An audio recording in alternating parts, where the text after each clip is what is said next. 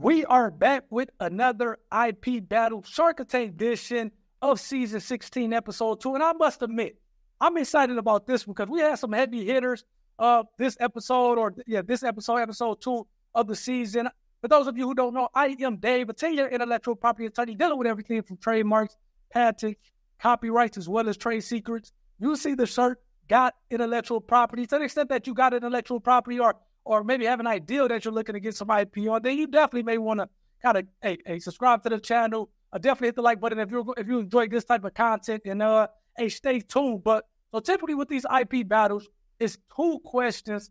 We're going to go through a quick summary of each of the pitches, each of the 4 pitches. I'm going to give you a little bit of my thoughts on each pitch, and then at the end, I want you guys to tell me which product or business do you think is going to make the most money, and what product and business do you think, from a cultural standpoint, is going to be around 10, 15, 20 years later. Now, a lot of times, those are kind of one and the same business, but, sometimes it may be a business that you're like, okay, they're going to make a lot of money in the interim, but I don't think they're going to probably be around 15, 20 years, whereas another company is going to kind of slow growth, and they're going to be 20 years later, they're going to be maybe $1 billion company. So it can differ from business to business. And I think we got some great products and businesses here on episode 2. So again, what business do you think is going to make the most money, as well as what business do you think is going to be around from a cultural standpoint over the next 10, 15, 20 years? I'm going to give you my answer to that at the end of these 4 pitches, but I also want to hear from you in the comment section. Which one do you think is going to be around? To the extent that you have tried one of these 4 businesses or the products for the business, let me know that in the comment section. And let's get to it. We're going to go in order, just as they were presented. We're going to start with Top Sales Steamer. Here are the actual business owners, or the business owner giving a short description of what that is, and then I'll come back and I'm going to give you my thoughts. Hi, Sharks. My name is Danielle Mann, and I'm from Topsail Island, North Carolina. And I am here today seeking $350,000 for an 8% stake in my company, Topsail Steamer. Sharks, think about that feeling that you get when you're sharing a meal with friends and family on vacation. The stories, the laughs, just enjoying great food together and having extra time around the table. I'm originally from New Jersey, and some of my favorite memories are going down the shore with friends and family and eating steamed seafood. We would roll the brown paper out on the table, dump the food, pick the crabs, peel the shrimp, and just have so much fun doing it. Well, with Topsail Steamer, you don't need to be on vacation and you don't need to be at the beach to get that same experience. We offer our signature bay buckets in single-use pots, jam-packed with a variety of fresh seafood, andouille sausage, sweet corn, red bliss potatoes, and our proprietary homemade seasoning for you to take home and steam and eat. Now, cooking seafood might feel a little daunting to some, but we make it so simple with our bay buckets. You just add 2 cups of water, or beer if you like, to steam at home, at the beach, tailgate, campground, with our easy instructions, wherever you have a burner or a stovetop. And in 40 minutes, you will have a mouth-watering seafood feast to enjoy, just like this one. Oh, yeah. Oh, yeah. Look at that boil. Oh, yeah. Wow. So, Sharks, who's ready to dig in, get your hands a little dirty, and steam up a great growth investment with Topsail Steamer? Now, man, I think this is an interesting one. I actually love this one. If you haven't kind of checked out my breakdown of that particular pitch, definitely go check that out. But the fact that she's doing everything by herself, you can tell that she's a beast of an operator. You can tell, even though she's kind of calm, cool, and collective from a negotiating standpoint, she's the real deal as well. And look at these seafood boils. I'm not sure what's been going on. Maybe I was just hiding under a rock. But over the last 5 years, 10 years, these things have been kind of popping up everywhere, especially around the holiday times, Thanksgiving, Christmas. People are doing something different. They're not doing the traditional stuffing, greens, macaroni, yams. They're like, hey, come on over. We're going to have a seafood boil. And, yeah, it's going to taste good. We're going to have a good time. So I've been seeing these a lot lately. I don't think these are going anywhere anytime soon. So, yeah, let me know what you guys think about the seafood boil.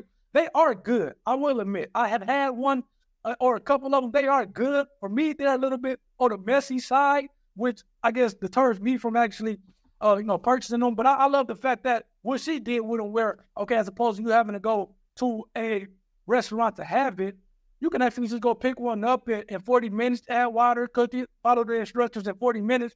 You have a seafood boil at home. So now, to the extent that you like them, but you don't know how to cook them or you're not great cooking them, then you can go purchase one of these things and kind of make it yourself, and you don't have to rely on somebody else to purchase them to make them, and you go purchase them from there. Looking, man, where I'm from, you see a lot on Facebook, people make the seafood boils out of their home and selling them. But, hey, just be careful doing that. But it seems like with this one, you don't have to do that anymore.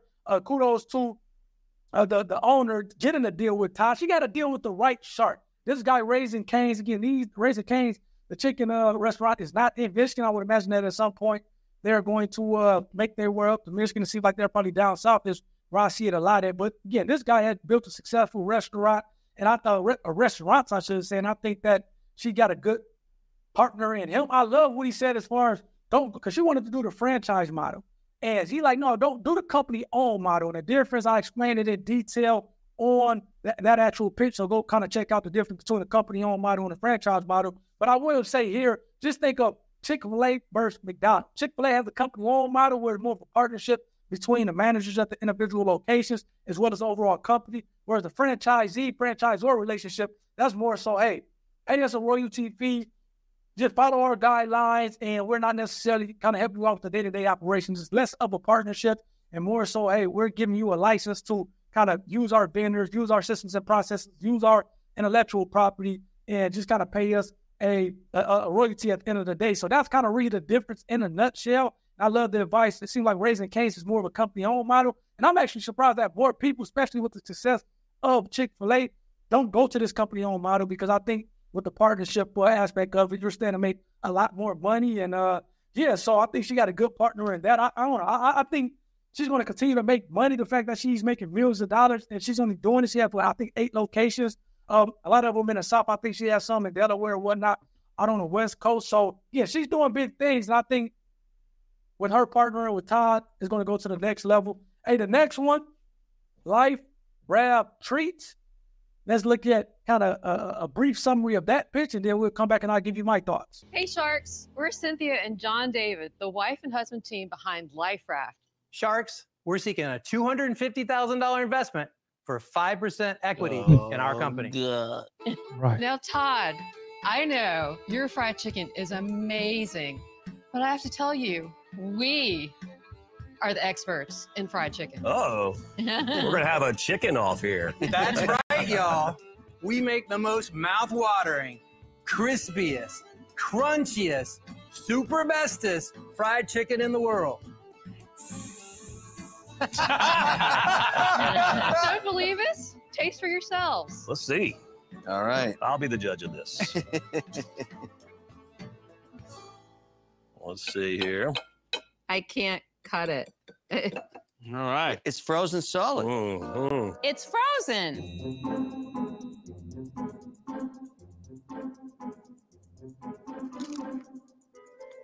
Mm-hmm. That's a little bit different than chicken I've had before. It's not Let's bad. see. Just Mm-hmm. Sharks, y'all have probably figured out by now that our fried chicken is actually ice cream. Now, I thought this was interesting, man.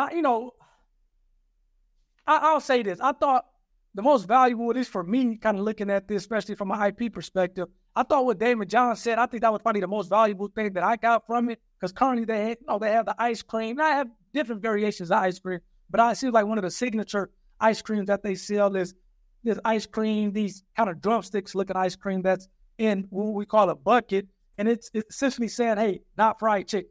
And I think that is catchy. But I love what Damon John said as far as, hey, I can't believe it's not fried chicken. I think that trademark would be amazing. And I definitely think that the partners or the owners of that company definitely should file for trademark protection on I can't believe it's not fried chicken, because I definitely think that's going to get the attention of customers, potential customers, and get up into that point. It's about just having a good product. But I've never seen, obviously we know it's not kind of a branded ice cream, but the concept is something that I've never seen before. It seems like they are kind of doing some good things with it. Unfortunately, they did not get a deal, but hey, they're making money, and I think it's going to be a slow growth for them. And I do think, especially with the ice cream, Protein Bites is one of the ones. These were kids, not kids, but with early 20-year-olds with Protein Bites out of Michigan State University. They're in some big grocery stores here in the Michigan area. And again, it's been a slow growth, but they are growing, and I think they'll continue to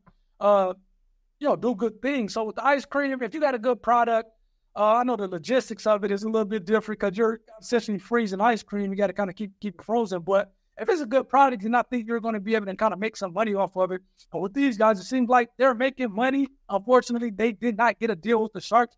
But I think as long as they kind of keep refining their process, and again, these trademark terms, the branding of it, see to figure that out, I do think they will make some money over the long run. So let's get to the next one, the pitch, which is rig strips.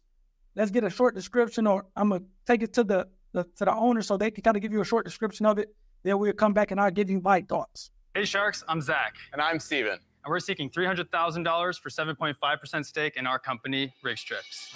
Sharks, we both love to ski. We've been doing it since we've been kids, and I'm usually the one driving us to the mountain. After a great day of skiing, we're tired, and all we want to do is get in the car and drive home. Typically, you're getting back to your car, you have your skis in one hand and poles in the other. But wait, I gotta unlock the car door real quick. I have to lean these somewhere. Whoa, Zach, come on again. You always lean those sharp edges against my car and let them crash to the ground, leaving behind a huge scratch. Well, Sharks, we knew there had to be a better way, and that's why we created Snow Strip. No more scratching your paint with ski or snowboard edges, and no more throwing your skis or snowboards on the ground. Our Snow Strip has a patented design that applies magnetically to the outside of your vehicle, so you can lean your skis or snowboard worry-free. Now, let's fast forward to the summertime. We've got you covered on those fishing trips with the Sun Strip.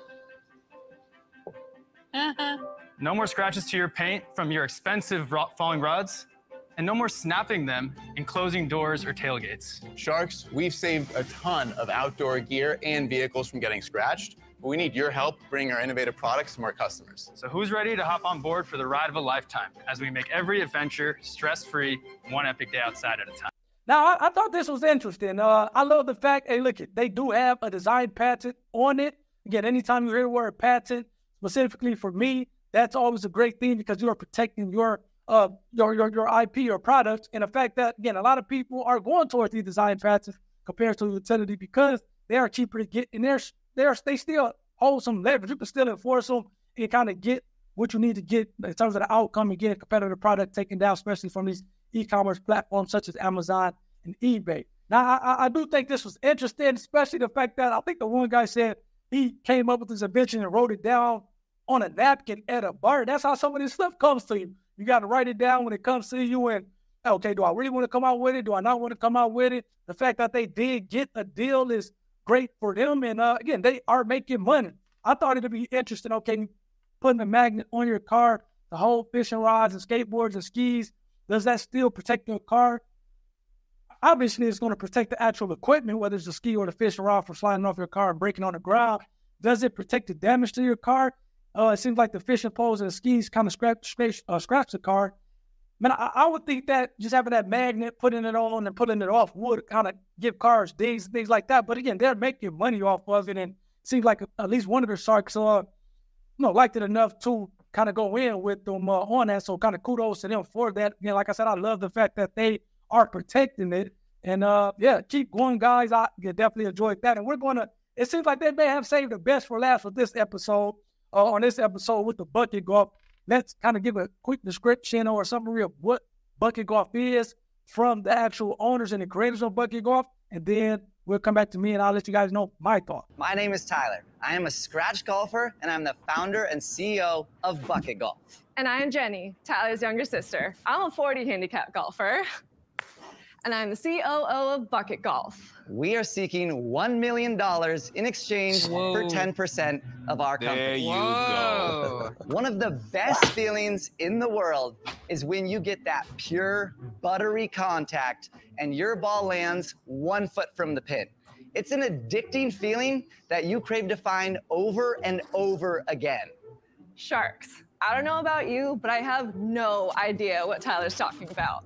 I only play golf a couple times a year, but I love playing backyard games with my family and friends. Now, imagine if you could take that excitement of real golf and combine it with the ease of backyard games. That's why we created Bucket Golf. It's a portable par 3 golf game you can play anytime, anywhere, with anyone. And the best part is it never gets old due to the ability to custom design your course each time you play. Bucket Golf takes the entire game of golf and packs it down into that bag right there. And we know that some of you may not be the biggest fans of golf, but this isn't golf. This is Bucket Golf. Sharks, we've set up the first ever golf course inside the tank. Who's ready to tee off with us? Now again, I actually like Bucket Golf. I'm not a big golfer. I have been at Top Golf a couple of times, and actually Top Golf is pretty fun. But again, I don't like necessarily having to drive 20 minutes or 30 minutes to the extent that it is a Top Golf round. You're having to drive 30 minutes or whatnot to kind of participate in the festivities. The great thing I think about Bucket Golf is the fact that you can buy it in, holidays, have the friends and family come over, different activities, get-togethers. You guys can play in the backyard. So I do love that fact. And these guys are killing it. What do you say? They're on pace to do $12 million this year. Obviously, they had a ton of interest from a lot of their sharks. Pretty much, I think, everybody besides Ty, which is interesting because he was a lot more active on the other 3 pitches. But I think Mark Cuban, he ultimately got involved because he knew he missed out on spike ball. And I think this has the potential to beat the golf version of spike ball. So, I think he wasn't going to miss out on that. And the fact that, Lowry, Damon Johns, as well as Mr. Wonderful Kevin O'Leary was at, $1 million for 25%. Then all of a sudden, Mark comes through at, $1 million for 15%. And ultimately, they get it lowered to $1 million for 12.5%. Lowry came, was interested in it as well. And they were able to do a deal. So, I don't know. I think Bucket Golf, and the fact that they're protecting that the trademarks on the term Bucket Golf, as well as they have design patches on the actual, or at least a pat pending on the actual setup, which again, like I said before, design patches are becoming more popular. And I also think that they should probably protect this thing overseas because I would imagine that golf is imported overseas. And just having a U.S. design patch only protects you in the U.S., even though I would imagine a lot of your sales are coming from the U.S. But to the extent that you're selling this stuff overseas or even manufacturing it overseas, you may want to consider getting an actual design patent in the different countries that you are manufacturing it in or even maybe selling it in. It seems like, again, 12 million, 20%. They're taking as profit. So, make a cool $2 million this year. Hey, the American dream is alive and well. So this is an interest. And I said at the beginning that oftentimes the product or the business that's going to make the most money is also the product or business that I think, at least in my opinion, is going to be around over the next 10, 15, 20 years. But I think this one may be a different one. I think that from a cultural standpoint, I love what the fact that Bucket Golf is doing, and I do think that Bucket Golf will make a ton of money. Again, they're on pace to do 12 million this year, and I think getting a partner is Mark Cuban. I don't know. I think that thing can have the potential of doing $100 million, $150 million before it's all said and done. But I think I really do. What was it? Top Sail Steamer. I do think that, especially with the partnership with Todd, that had the potential to be $1 billion company. I think if they continue to do it right, especially with the company-owned model and get it in these different states, if they can figure out that part of it, I do think that will, I think, be around for the long haul and again, maybe even be $1 billion company. So I guess I'm kind of torn on this one. You got Top Sail Steamer, which I really love, the actual business and kind of what the future is looking like for that. But again, with the actual Bucket Golf, I actually like where they're going. But in terms of the money, yeah, I'm going to have to give it to Top Sail Steamer. I think Bucket Golf is going to make a lot of money. But I think Top Sail Steamer, if they play their cards right, and I think they will because they have an expert working with Todd, I think that one, from a franchise location, I can see them easily being 100 stores over the next 5 or 10 years. And once you get to 100 stores making the type of money that they're going to make, and I think that has a chance to be potentially $1 billion company that's making hundreds of millions of dollars one day and making the owner extremely wealthy. And the fact that she got started late, if you please go back to that pitch and see it, she got started late in the game. I think she was like maybe she was in her 50s, and it seems like she got started maybe mid to late 40s back in 2016. So, again, the fact that you can still get started late and build a company to that magnitude, just again, the American dream is alive and well. And I do think that Top Sales Steamer, is that what it is? Top Sales Steamer? Top Sales Steamer will make the most money, and I do think it's going to be around long term. But I think Bucket Golf is definitely like a 1B. I think that they're already making a ton of money, and I think that's only going to make more money. Now, does it have a nice little run or shelf life? Maybe so, but hey, I love all the pitches, particularly those two, and I'm going to reach out to all 4 of the pitches to try to get them on a podcast. But let me know your thoughts in the comment section. Please hit the like button if you enjoyed this video, and to the extent that you enjoy this type of content and are not subscribed, please hit the subscribe button as well. Would love to have you as part of the IP community. Again, let me know what you think about the pitches and what you think is going to be or make the most money long term and kind of be around over the next 10, 15, 20 years. I would love to hear from you in the comment section. I know on the Top Sales Steamer video, I had one of the comments recently that said they actually tried it out and they actually loved it. So I love the fact that you guys are participating and have tried the product. And until next week, we will be back with another IP battles. And guys, take care. Peace.